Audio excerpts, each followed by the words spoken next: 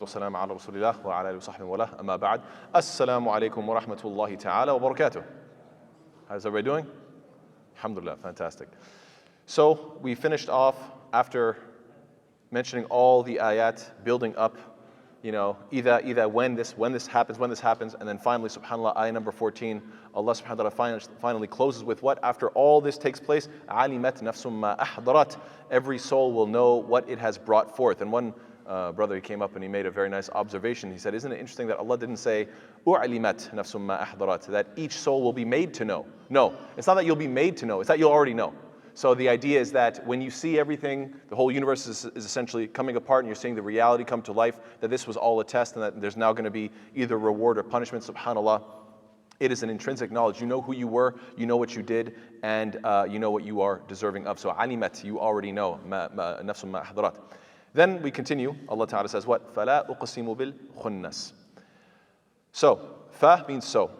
La means it's taking an oath. No, I swear that. فَلَا أُقْسِمُ بِالْخُنَّسِ. So I swear by the what? Al-khunnas means something that is retreating. So let's break this down piece by piece. The fa here, first and foremost, implies what? So now that we've concluded in the midst of the chaos of Judgment Day that the criminals will remember what they've done, all of their deeds, now that we've established that fact, therefore, now Allah Ta'ala, usually find that oaths are taking place at the beginning of the surah. Now you're finding it's in the middle of the surah, Allah Ta'ala is starting again with oaths and making a very powerful oath about this khunnas. Khunnas only shows up twice in the Quran. The root letters of kha, noon, and sin only show up twice. فَلَا أُقْسِمُ بِالْخُنَّسِ. And what's the other surah, or what's the other ayah where you find this these root letters? Everybody knows this surah. Everybody knows this ayah. What's al-khannas? I knew someone was going to say it, right? Last surah of the Quran, everybody has to know it. So these are the only two times this ayah shows up. So what does this mean? Khanasa yakhnisu khunusan fahuwa khanisun or khinasun means to hide, to be absent. It can also mean to contract or to shrink, يعني in qabada. It can also mean to retreat back, like when something gets scared and it goes back to its hiding place. That's one implication. And it can also mean, and so these are the main meanings, that either to hide or to shrink. Those are the two I'm going to focus on. You're going to have to bear with me because I'm going to do a lot of build-up, and then in the end it's all going to come together. So just be a little bit patient, inshallah ta'ala. So the first point that I want to highlight is that the scholars seem to be, for the most part, in agreement that Allah ta'ala here is talking about stars. So no, I swear by, but instead of saying an-nujum or al-kawakib or anything like this, instead of mentioning the stars, Allah says, it describes them by their quality of retreating. What does this mean? Stars appear at night and then retreat or hide during the day. That's one possible meaning. Or also, some stars twinkle, like you see them and then it's like they've retreated. You see them and then they've retreated. It's appearing and disappearing at night. Now the Arabs believed that these stars have a message within them. Right? And people do this today, horoscopes and stuff like this, right? So this is nothing new. The idea of looking up at the stars and gaining all this insight from the stars. So they almost treated it. They would treat it either like a map, right? Like what are they called? What's the word for this? The signs. What are they called? Zodiac signs. Thank you very much. The zodiacal signs. This is how little I pay attention to these things. Yeah, the zodiac signs. Or it could be like Morse code. You see the blinking and you feel like, oh, it's sending me a message. And the kahin, or the soothsayer, would take advantage of that superstition and interpret the message in the stars like a palm reader or like a horoscope for a price, of course. And they make big money in doing so. And they still do till today. This is nothing new, subhanAllah. Shaitan doesn't need new tricks. He's playing the same stuff on humanity all the time, subhanAllah. And the soothsayer would obviously claim that they were in contact with the jinn and would retrieve the information from the heavens. And fortune tellers usually tell the customer what they want to hear, obviously to ensure repeat business, which is in stark contrast to the harsh and sobering message up until this point, right? That's how they make their money, right? By telling you what you want to hear, telling you something that's comforting and interesting, and it's a big story, come back next week for more information, right? And so it's always a big show for them, as opposed to these ayat of the Quran, which are very true, but also very sobering and very powerful. Look, it's all going to come to an end. Everything's going to get ripped up. It's not what I want to hear, but it's the truth, subhanAllah. And yes, of course, notice that astrologers use the stars as a teacher or as a guide, whereas Allah Ta'ala just described how He's going to destroy them all, right? As Allah Ta'ala says, وَإِذَا النُّجُومٌ كَدَرَتْ.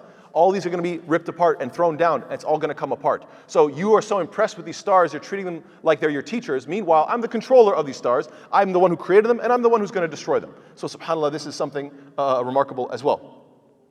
Then Allah Ta'ala says, what? Al-jawar al-kunnas. This could be a continuity, still referring to the stars, but wallahu alam, it seems to be another ayah now talking about a different kind of star, and Allah knows best, because al-jawar is the plural of jariyah. Jariyah coming from jara yajri, to run a course, to run or to course something, to flow, to stream. And so al-jawar means the running, as in running their courses. Kunnas coming from kanasa yaknusu, kensan, which means to, or kanisa kensan, which means to take a shelter or to hide in one's home. A kinas, it means the hiding place of a deer, where it would run and hide to stay away from predators and so forth. And also, another meaning is kanasa yaknusu means to sweep or to clean or to vacuum, to suck up, which is also important. I'm going to mention why in a moment. And the plural is kunnas. So, what is this referring to? Al-khunnas, that which you see and then it retreats. And then al-jawar al-kunnas, that which courses and then disappears. So what is that referring to? It could be shooting stars. So now we have three different types of stars that are being mentioned. Regular stars that you see them and then they go away during the daytime. Some stars that are blinking and others that are shooting like shooting stars across the sky. Anybody who's wondering what is the relationship between these words and kanisa or kanis, which means a church or a synagogue, there is no relationship. I looked it up and wallahu ta'ala alam, it seems that these words are from another language, perhaps Greek or Syriac, but they've been Arabicized. So there's no correlation to this idea of kanisa or to hide away or anything like this. Because I was wondering, I was like, what does a kanisa have to do with hiding away? I was very confused about that. So anyway, wallahu alam, this verse seems to be referring to a shooting star that moves quickly, al-jawar, it courses, and then kunnas, it disappears. It is interesting to note that the disbelievers thought that the shooting stars were indicated by jinn getting information, when in reality they were jinn being shot down for getting information. So they would see these shooting stars saying, oh look, jinn are being delivered information, and now that's my jinn, he's receiving it, and I'm going to get my own information, and then I'm going to tell you what's going to happen in the future, because the jinn are listening to the angels above them and trying to get information from them. Allah Ta'ala says no, these shooting stars are actually shooting and attacking these jinn to make sure that they do not get any information, as Allah Ta'ala says, what? إِنَّا زَيَّنَّا السَّمَاءَ الدُّنْيَا بِزِينَةٍ الْكَوَاكِبِ وَحِفْظًا مِّن كُلِّ شَيْطَانٍ مَارِدٍ لَا يَسَّمَّعُونَ إِلَى الْمَلَإِ الْأَعْلَى وَيُقْذَفُونَ من كل جانب دحور ولهم عذاب واصب إلا من خطف الخطفة فأتبعه شهاب ثاقب. Allah says, indeed, we have adorned the nearest heaven with an adornment of stars. As in everything in this dunya, all the stars as far as we can see for billions of light years away, this is all the first dunya. This is all the sama or the sky that has been adorned with stars. And it is what? As a protection against every rebellious devil, so they may not listen to the exalted assembly of the angels and are pelted from every side, repelled, and for them is constant punishment. So no, they can't go so high that they can listen to the assembly of the angels, except sometimes they do, and Allah says, except one who snatches some words by theft, but they are pursued by burning flame and piercing in brightness. In other words, when you see these shooting stars, that's what's taking place. The jinn are trying to get information, and even if they do get some information, they're going to mix it with 100 lies anyway, as we find in the hadith of the Prophet ﷺ. This is why even if a soothsayer has some authentic information, the vast majority of it is absolute nonsense. So now here's the point. Allah is swearing by these twinkling stars and shooting stars, which they consider to be a source of information, to display His ultimate authority over them. And the pagans would find meaning in these small celestial blinking or quick movements. So Allah Ta'ala is swearing by the sun being wrapped up and by the stars disappearing, that they will have to face their deeds. So Allah Ta'ala is saying, this is how you take your information, I'm going to destroy all this. Furthermore, the contrast between what they take as quote-unquote truth and which versus what Allah Ta'ala is describing as an inevitable truth, as in Judgment Day, is very, very striking. There are other opinions as well. Some say that these kunnas, al-jawar, al-kunnas refer to the al-nujum or al-kawakib al-mutahayyirah, which means the confused celestial bodies because they have irregular orbits. This is referring to Saturn, Mercury, Jupiter, Mars, and Venus. But Allah knows best. Now you're probably wondering, what does all this mean? I'm getting there. Just be a little bit patient with me, inshallah ta'ala. What is the big meaning behind all this? I'm getting there. Before I get there though, I want to highlight another possibility. So the first possibility was what? Allah Ta'ala is referring to stars, whether they are shooting stars, blinking stars, or just the stars in the sky. Another possibility, due to modern science, is what? This could be a reference to the black hole. Now, why is that the case? Because al-khunnas, like we said, khanasa yani inqabada, which means to contract or to constrict or to shrink. It also means to disappear or to vanish. Al-jawar means that which is running or moving or coursing, and kunnas means that which sweeps or scavenges or sucks in. So what is this thing that Allah Ta'ala is swearing by that fits all these descriptions? Allahu alam. Scholars have long debated over it, but it seems that a black hole fits all of these descriptions. Why? Because first and foremost, they are collapsed stars where they get extremely compressed. And they are invisible because gravitational force traps everything, including light, into them. That's why you can't see them, because they suck in even the light. And they course through space like other celestial bodies, and then they sweep or swallow or vacuum anything that comes close to them. And even the order in which they are described is very, very interesting, because, subhanAllah, first the black hole is formed when a star collapses and it contracts, hence khunnas. And then it will move around, and once it moves and gets close to something, so first it has to move, then it gets close to something, and then it vacuums. So al-jawar, al-kunnas, those two. First the movement, then the sucking in. So subhanAllah, this I really find fascinating. Why? Because like we talked about before, the first ayah seems to be really very much talking about what's it called? Does anyone remember the term for it? I talked about it when I said, إِذَا الشَّمْسُ كُوِّرَتْ. I said, please look up something on YouTube. Just watch a few videos of what? Does anyone remember? I don't know if anybody was there. It was called a tidal disruption event. It's called a tidal disruption event. And again, if you watch the videos on YouTube about it, they tried to reenact it and show how it would look. So you have, let's say, a star or a sun or whatever the case is, right? And then you see this black hole. You can't really see it, just like this black empty space, right? But you see it's moving towards it. And then it almost like, because it has a spin, right? Because black holes do have a spin. So therefore, when it starts to suck at it, it's almost like it's unraveling it. And then it starts to unravel and wrap around it. It really looks like a turban being wrapped around a head, which is kawwara yukawiru takwiran. So subhanAllah, when Allah says, إِذَا الشَّمْسُ كُوِّرَتْ, when the sun is wrapped up, if you watch the video, you're like, subhanAllah, it literally looks like somebody's unraveling this star and wrapping it around something like almost like a head, something round that is there. You can't really see what it is, but subhanAllah, it wraps it up, sucks it in, and gets rid of it. So the fact that the first ayah and now these ayat are all very much looking like a black hole, to me, I find that truly remarkable, especially because it's talking about the end times and how everything will be destroyed, subhanAllah, and Allah knows best. So, then Allah Ta'ala says what? وَاللَّيْلِ إِذَا عَسْعَسْ. By the night, as it, عَسْعَسَ يُعَسْعِسُ عَسْعَسَةً فَهُوَ مُعَسْعِسٌ, means to be blurry. It means to, and this is a, or al-fadl al-dad. It's a word that has opposite meanings. It could be at the beginning of nighttime when it starts to become blurry, or at the end of nighttime when it also is a time of blurriness. Why? When both the light is very weak. So it can mean when the when nighttime is beginning or ending. So it has a double meaning. The beginning of darkness or the end of darkness, very similar to sa'sa'a. Sa'sa'a layl, يعني ذهب الليل. So now Allah Ta'ala is swearing an oath by what? By the blurriness, by the murkiness of nighttime, whether it's the beginning of night or the end of night. This is a matter of difference of opinion. وَالصُّبْحِ إِذَا تَنَفَّسْ. Now you're going to see how it all ties together, inshallah. وَالصُّبْحِ إِذَا تَنَفَّسْ. By the dawn, when it, تَنَفَّسَ يعني to breathe in. So what is that referring to? Well, when the morning begins, the sun extends its light and begins to rise. And when everybody wakes up, they take their first breath. I'm sure you've been next to somebody who's sleeping, and then they take that first morning breath when they start to, see, like they gain consciousness, that first breath. So we should always remember that the next time you wake up, that Allah Ta'ala swears by that first morning breath, subhanAllah. It could be a reference to the morning cool breeze or fresh air, waking up and feeling refreshed, ready for a new day. The breath also represents a new day, a new hope, and a new future. So it's a very, very positive imagery. It's painting the picture of nighttime choking the day until the dawn breaks, and then at daytime you get to finally breathe comfortably. Why? Because at nighttime people are nervous due to the uncertainty of darkness, and during the day you can see clearly and receive full information about your surroundings, and therefore you can finally breathe easy. So this is where all of it ties together, inshallah ta'ala. What you find here is now Allah Ta'ala is swearing by these stars for what reasons? Because these pagans accept information from ambiguous patterns in the stars or the twinkling of the stars. That's ayah number 15. Or in ayah number 16, they accept information from random shooting stars and they try to derive meaning from it. Oh, I think this means this. Oh, I think this means that. And they believe whatever these soothsayers say. And when do they do this? During the uncertainty of night, as Allah Ta'ala refers to in ayah number 17.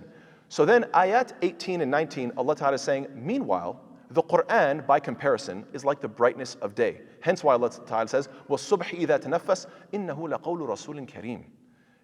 إِنَّهُ لَقَوْلُ رَسُولٍ كَرِيمٍ. This is from a what? This is the word of a noble messenger. In other words, you guys are paying attention to the sky, trying to receive messages. I'm telling you, there is a noble messenger, Jibreel alayhi salam, who's giving you a true message, and it's not ambiguous twilight, twinkling, darkness, confusion, and what does it mean? Oh, I think when it blinks like this, it means that, and when it's shooting to that side, it means this, and when it's shooting that way, it means that. Oh, this pattern means this, and all this is just guesses in the randomness. No, Allah Ta'ala is saying, this is a double standard. And this is the main point that, Wallahu Ta'ala Adam, it seems to be the main point behind these oaths.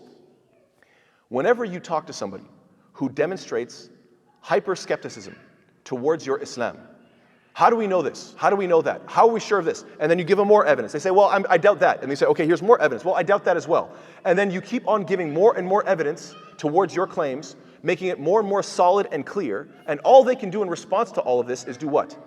All they can do is bring more and more doubt. Well, how can I be sure of this? How can I be sure of you're making a lot of sense, but how can I trust my own brain, right? Some people get so desperate, they're saying, yes, you're right, that everything's pointing me in that direction, but how can I trust what I understand and what I know? How can I trust myself? How can I trust you? Maybe I'm in a dream. And they will go so far. But at the exact same time, they will not maintain that level of hyper-skepticism consistently throughout the rest of their life. Because if the weatherman says it's going to rain tomorrow, they believe it. And if their friend says, man, you should join this program, after 5 years you can get a good degree. Okay, I'll join it. 5 years of an investment and you're not even sure, but you have to trust it. How many times? You could get into an accident on the road. Why are you getting in your car? What happened to your hyper-skepticism? You shouldn't be driving. You shouldn't be investing in business. It could fail, right? Where's your hyper-skepticism? You will find the double standards. And Allah Ta'ala here is highlighting just how grave their double standard is, while they are, on the one hand, saying, how can I trust this Quran?